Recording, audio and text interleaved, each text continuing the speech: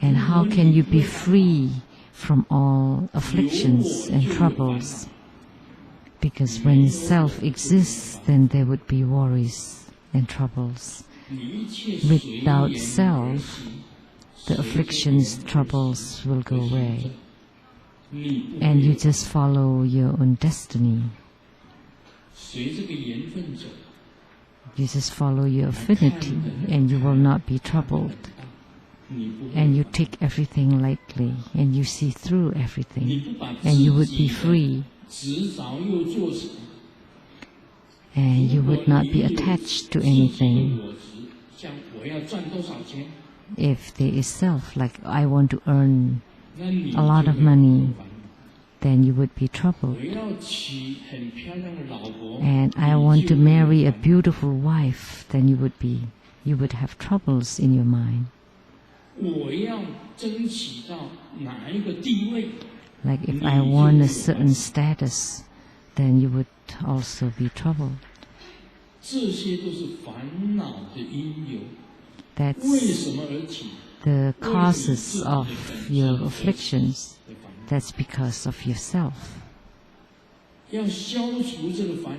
Because of the self. In order to eliminate the afflictions, you need to learn the second step in the Buddhist practices, that nothing is related to me or to self.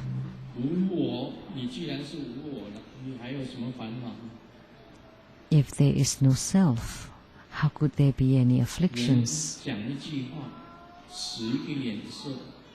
If someone said something or give you a certain look or do something, then you would be bothered by it.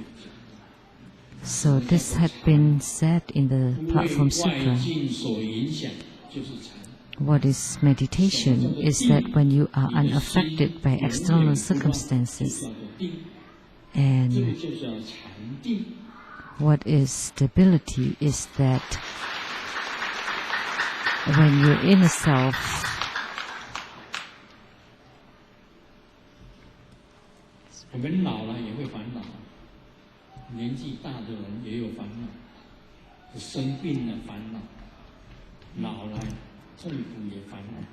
when a person grows old, then you would be troubled. The younger ones are not usually bothered by their body health. There's a woman, she's 40 years old, and she asked her husband,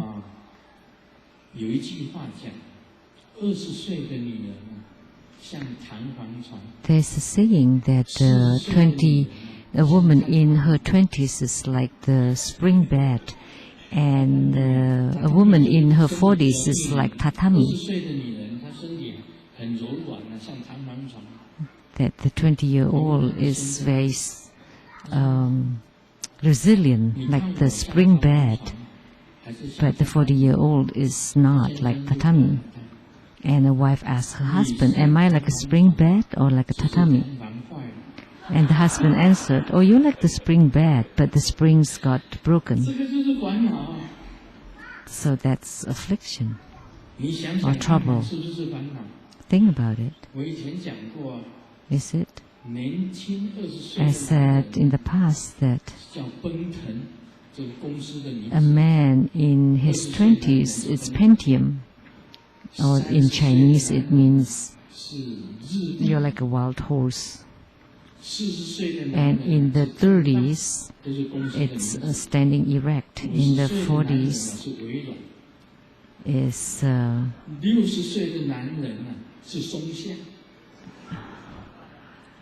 it's moving forward. And in the 50s, it's Microsoft, which means it's soft and small. And in the 60s, that's a little bit too early. It should be in the 70s or 80s, then they would be drooping down. Those are all companies' names in Chinese. And those are also affliction, troubles or worries that people have. But if you can comprehend the no-self, the realm of the no-self, then you would not have such afflictions.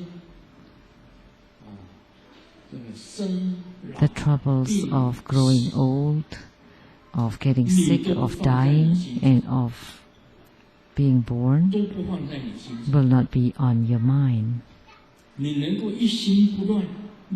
If you can be so focused and single-minded at any time to recite Amitabha Buddha or recite the mantra, and you can practice the Dharma at all times and be diligent in the no-self realm, then you would be free of all afflictions. Otherwise, it's impossible for you to have any attainments. So, in our lives, nobody can be free from the cycle of birth, growing old, getting sick, and dying.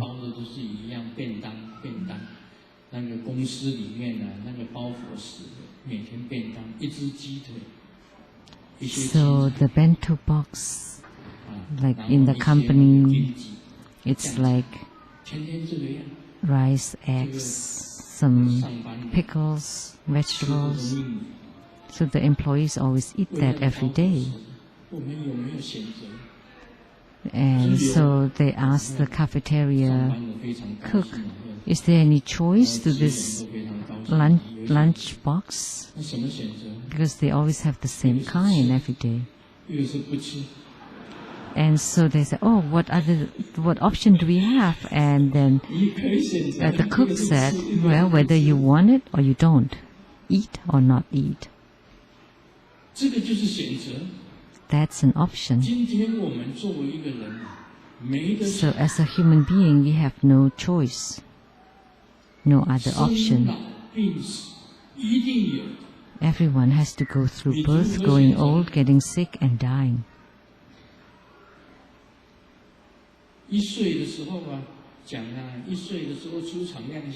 At 1, you enter the world. At 10, you start to study. At 20s, you're at your youth, the top of your youth. At 30, you start your career. And 40, you start to gain weight. At 50s, you start. You're at your middle age, and at 60s you start your high blood pressure. At 70s you start to lose your memory, and at 80s you start to wobble. At 90s you start to lose direction, and at 100s you're being hanged on the wall. Your photo is being hanged on the wall. You have no choice. Everyone is like that. No other option. So if you want to eat, it's the same lunchbox. Otherwise, no lunchbox. The smarter ones need to know that you have Buddha nature and use this Buddha nature to comprehend the wisdom. Then you would have attainments.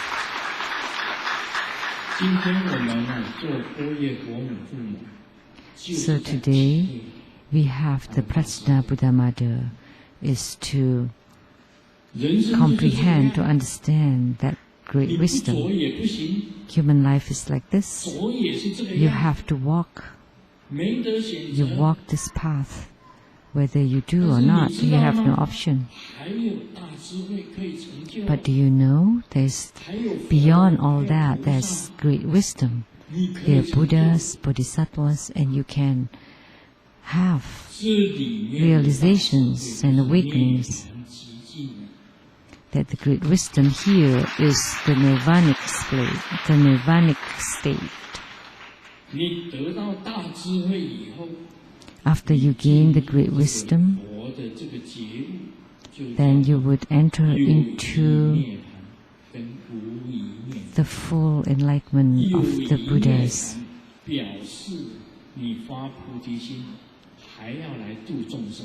And there is the relative nirvanic and the total nirvanic.